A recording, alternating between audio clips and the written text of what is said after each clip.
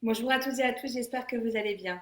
Alors, pour ce week-end, on continue. Alors, des recettes top chrono. Je vous en ai proposé quelques-unes en mode salé. Et bien, aujourd'hui, je vais vous en proposer une en mode sucré.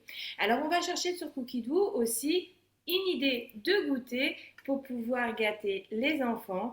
Et là, je vous propose de réaliser un gâteau fondant aux poires et aux pépites de chocolat. Cette saison, c'est gourmand et c'est rapide à réaliser. Allez, on est parti.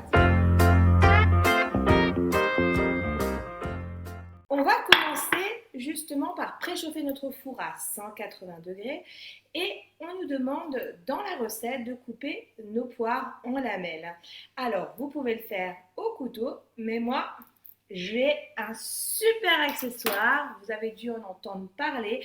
Il s'agit du découpe-minute. Petit rappel, vous pouvez le gagner jusqu'au 9 octobre. Alors, vous avez envie de réaliser un atelier avec 3 de vos amis. C'est un cours de cuisine privilégié que je vous propose en physique ou en virtuel. Et si un de vos invités ou vous-même décidez de vous offrir le TM6, le découpe minute est à vous. Autre solution, non pas des moindres, jusqu'au 9 octobre, si vous rentrez dans l'activité en devenant conseillère comme moi, et ben vous gagnez le Thermomix, mais pas que. Vous avez la possibilité de gagner un deuxième bol et le découpe minute. Alors vous voulez en savoir plus? N'hésitez pas à revenir vers moi. Je vous indique mon portable. Pour pouvoir découper nos poires en lamelles, je vais insérer l'axe en le positionnant sur les couteaux de la même manière qu'on va positionner notre fouet. Une fois l'axe positionné, je rajoute mon panier qui va me permettre de récupérer mes poires que je vais couper en lamelles. Alors, bien évidemment, ce découpe-minute vous permet de couper en rondelles fines et épaisses ou de râper vos carottes de manière fine ou vos légumes en tronçons plus gros pour pouvoir réaliser vos wok par exemple. Là, je vais couper mes poires en fines lamelles. Donc, je vais ici positionner du côté émincé mon disque sur l'axe et je vais ici positionner mon couvercle et je vais me diriger sur les programmes en sélectionnant le programme émincé. Deux possibilités, soit je fais des lamelles épaisses ou de fines lamelles, à savoir que le côté fin c'est 1 mm. Ma poire, elle est mûre mais pas trop non plus, donc je vais rester sur quelque chose d'épais. Je lance mon éminçage épais et du coup, à l'aide de mon poussoir, je mets ma poire et je la pousse délicatement pour pouvoir émincer ma poire en lamelles épaisses. Quand je dis épaisse, c'est 3 à 4 mm. Voilà le résultat, c'est exactement ce que je voulais comme épaisseur. Et bien, je vais pouvoir émincer le reste de mes poires.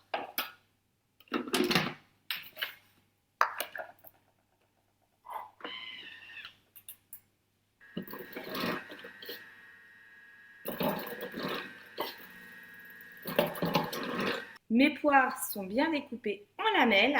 Je les réserve le temps de faire ma pâte à gâteau. Dans le bol, je vais mettre 100 g de sucre, c'est ce que dit la recette.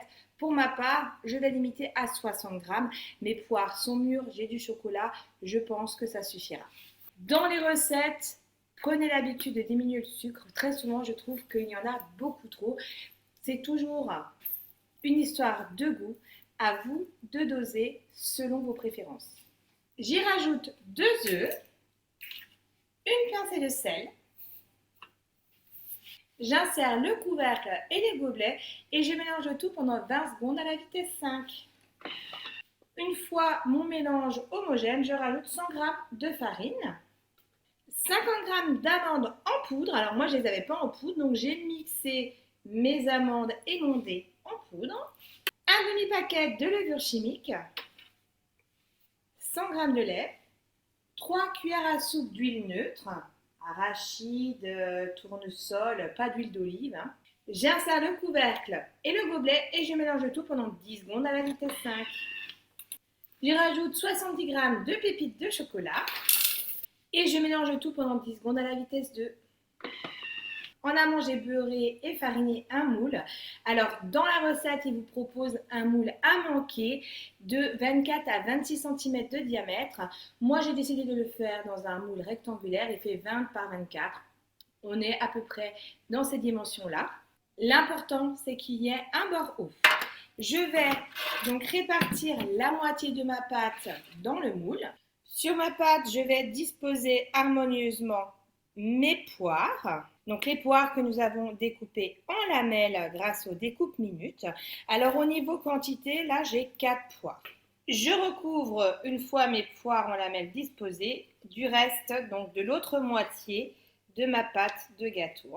Voilà, j'ai tout transvasé, mon gâteau est prêt. Je vais donc l'enfourner pendant 20 minutes à 180 degrés. Pendant ce temps, je vais préparer de quoi rajouter sur mon gâteau quelque chose de croquant qui va me permettre de caraméliser le dessus de mon gâteau. Donc je vais mettre dans mon bol, laver au préalable 80 g de beurre. Je positionne mon couvercle et mon gobelet et je vais chauffer le tout pendant 4 minutes à 60 degrés sur la vitesse 2.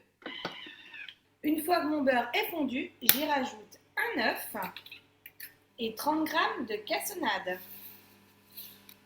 Je positionne le couvercle et le gobelet et je mélange le tout pendant 5 secondes à la vitesse 5. Mon mélange est prêt. J'attends la fin de cuisson des premières 20 minutes pour pouvoir y rajouter le mélange obtenu. Au bout de 20 minutes de cuisson, je transvase le mélange cassonade, beurre et œuf sur mon gâteau. Et c'est parti pour 10 à 20 minutes de cuisson supplémentaire. Surveillez la dorure et la cuisson du gâteau.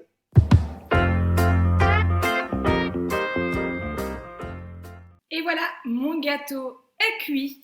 Voilà, regardez le rendu poire et chocolat, un fondant qui ravira petits et grands. Je vous conseille de bien le tester. Alors bien sûr, variez les fruits. La pomme, pourquoi pas à la place des pépites de chocolat, on peut mettre des pépites de caramel, ça se trouve dans le commerce, pommes et caramel au beurre salé. Vous pouvez également varier chocolat blanc, chocolat noir, cranberry, rajouter des fruits secs. Restez sur la même base. Sucrez moins le gâteau, par contre, en fonction des fruits que vous choisissez. Alors, cet été, on aurait pu le faire à la Mirabelle, par exemple, ou à la Quetch. Il y a plein d'idées. On est dans la fin de la figue, mais s'il vous en reste encore, ça peut être très sympa également comme fondant. Et rajouter de la cannelle. Voilà, vous l'avez testé déjà ce gâteau, vous allez le tester. N'hésitez pas à partager justement vos photos en commentaire. Et il ne me reste plus qu'à vous souhaiter un bon week-end. Et je vous dis à bientôt. Au revoir!